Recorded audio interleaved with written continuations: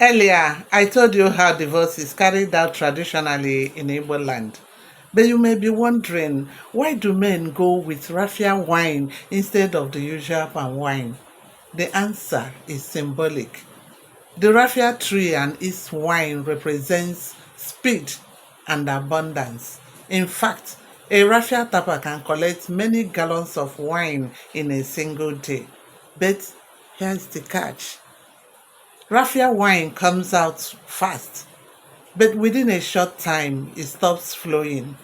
The tree itself soon dies.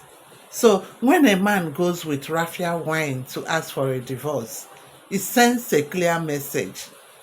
The marriage has ended quickly, just like the raffia tree that does not last long.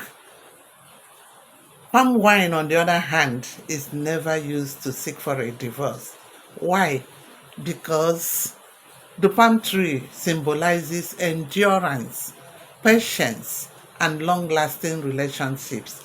And that is the opposite of what divorce represents.